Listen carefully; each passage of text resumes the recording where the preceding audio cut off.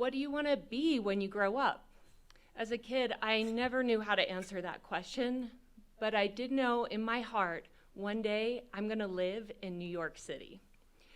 I graduated high school in a small town in Ohio, and that summer I moved to Manhattan, and I enrolled in courses at NYU.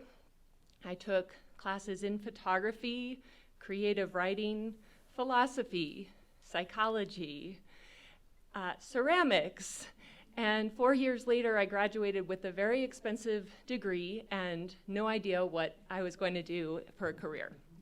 I spoke with my guidance counselor, and she reminded me that I'd done a lot of volunteer work with children, that I had always shown an interest in how people learn, and that perhaps there was a position for me in education somewhere.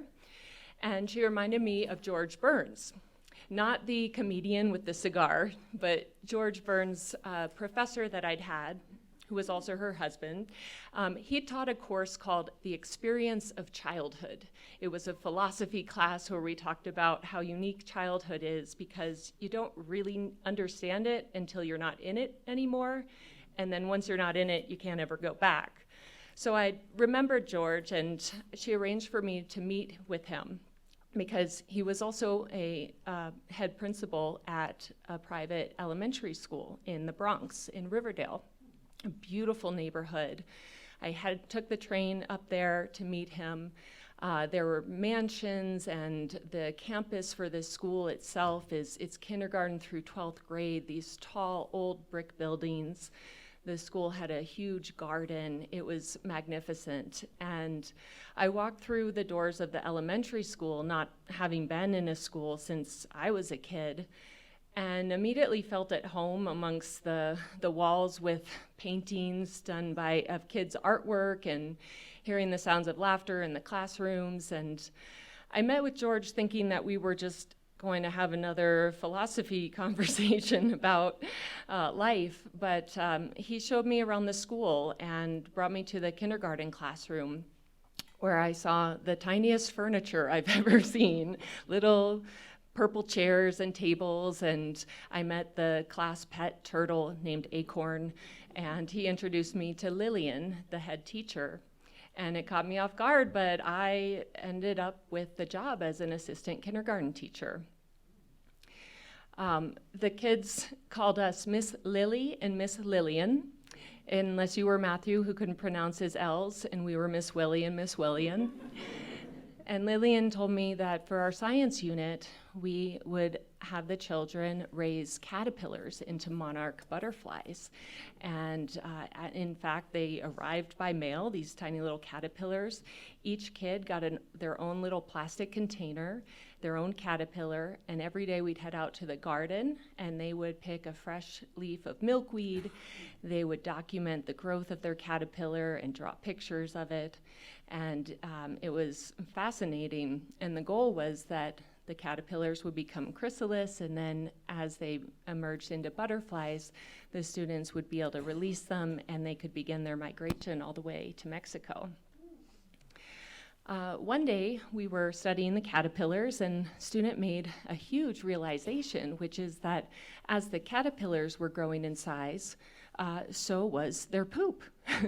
The poop had at first been like little specks of sand, and now had become nice spheres like peppercorn size. And everyone was delighted at this discovery of the size of poop growing with the size of the caterpillars. And then I started to smell poop, and I thought, there's no way this is caterpillar poop. And I looked down and I see this little nugget of human poop, and then like 6 feet over, another little nugget. And by this time, the kids have moved on, right? It's, the show must go on. It's kindergarten, so they're still all engaged in their science work. But I'm looking around and I see one little boy, James. He's got a white T-shirt and these navy blue sweatpants, and his face is beet red, and he's just kind of holding his pencil, pretending to be doing stuff.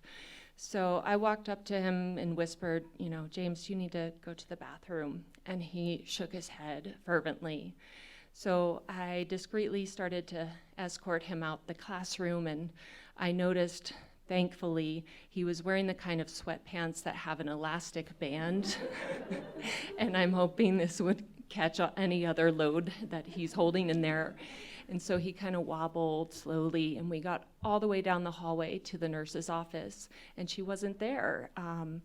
But I helped James get changed, and he looked so ashamed and embarrassed. And I said, James, people poop their pants every day. It's not your fault. And it didn't seem to make him feel better. So I said, in a few days, you're going to release your butterfly into the sky to be free. And isn't that special? And he had a big smile on his face, and I smiled too, because I realized that this is what I want to do in my life, and I've been teaching elementary school ever since.